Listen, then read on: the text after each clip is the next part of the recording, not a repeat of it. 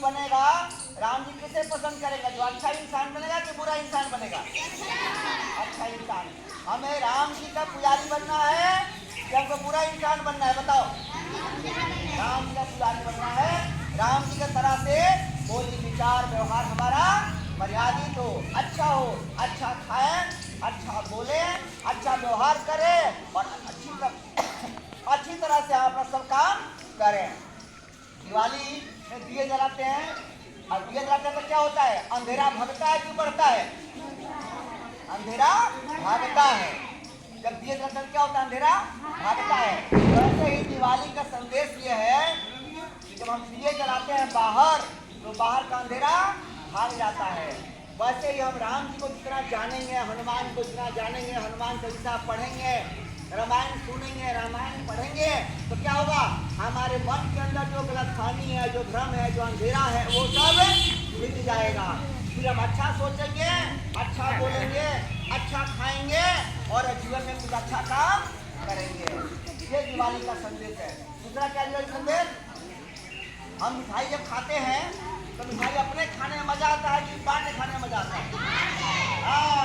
दिवाली का संदेश दूसरा है कि जीवन में अपना जो भी काम करो, पढ़ो लिखो इस भाव से कि हमको अपने गांव के लिए, समाज के लिए, देश के लिए अच्छा से अच्छा काम करना है।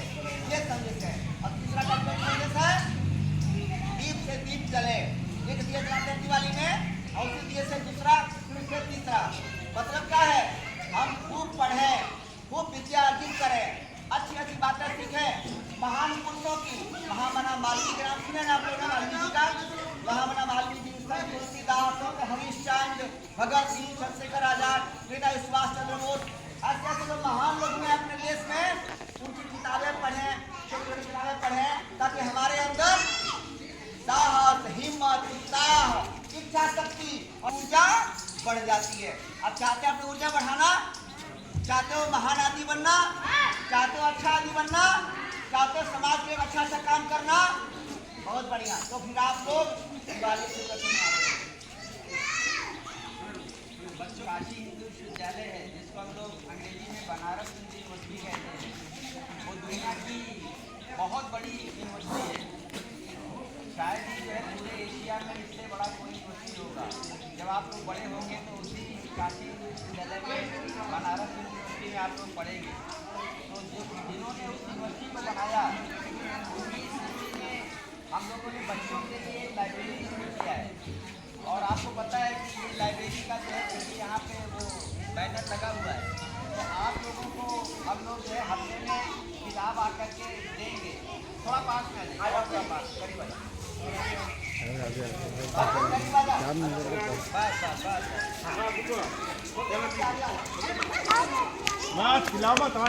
सुनो बच्चे, सुनो सुनो सुनो, आप लोगों के लिए 2 तरह की मिठाई आज है आई।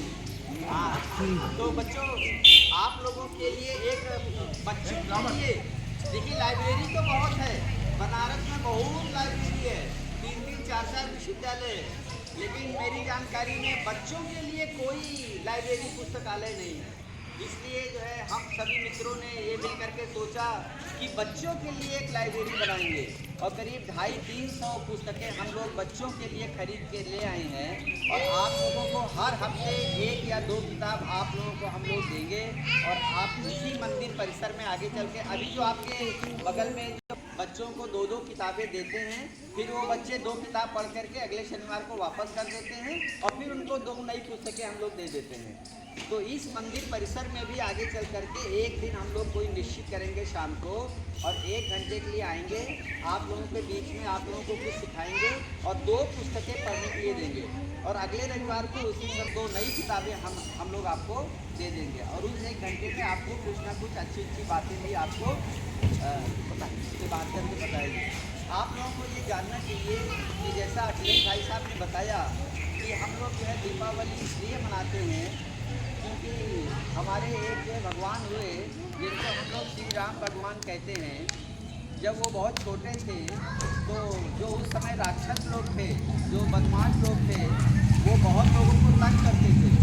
तो उनके गुरु जी आए उनके पिताजी के पास, राजा दशरथ जी के पास, कि भाई आपके जो 2 बच्चे हैं ना वो बहुत बड़े वीर हैं, धनुधारी हैं, आप इनको हमारे साथ भेज दीजिए। जब हम लोग पूजा पाठ करते हैं तो वो जो दुष्ट राक्षस हैं हम लोगों को पूजा पाठ नहीं करने देते हैं, परेशान करते हैं, मारते हैं, तो हमारी रक्षा करेंगे। तो राजा दशरथ ने अपने दोनों बच्चों को बहुत छोटी उम्र में उनको वन भेज दिया कि आप जाइए, आप जो है इन साधु महात्माओं की आप रक्षा करिए।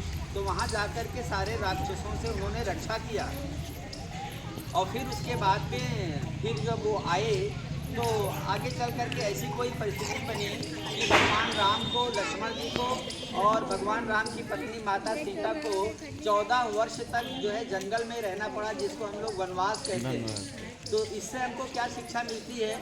हमारे माता पिता हमको कोई आदेश देते हैं, कोई बात कहते हैं, तो हमको जो है माता पिता की आज्ञा का पालन करना चाहिए। अक्सर हम लोग ये करते हैं कि हमारे माता पिता हमको कोई बात कहते हैं तो हम लोग कई बार जो है सुन करके उसको अनसुना कर देते हैं। हमको ये नहीं करना है। खाने के लिए बात करें, नहाने के लिए कहें, कोई अच्छा काम करने के लिए कहें, घर में सफाई करने के लिए कहें, तो हमको वो सारे काम करने हैं। माता पिता की आज्ञा मानना जो है वो भगवान की आज्ञा मानने के बराबर है। और 14 साल तक जब भगवान राम और लक्ष्मण और सीता जी वन में रह रहे थे, वो राजा के बेटे थे, फिर भी वो अपने माता पिता की आज्ञा मान करके जंगल में चले गए। और वहाँ जा कर के भगवान राम की जो पत्नी थी माता सीता, उनको एक राक्षस था जिसका नाम था रावण। यद्यपि वो बहुत बड़ा विद्वान था, लेकिन उसके मन में जो है बुराई पैदा हो गई। तो वो उनकी पत्नी को एक दिन उठा ले गया चोरी से। उसको हम कहते हैं अपहरण करना।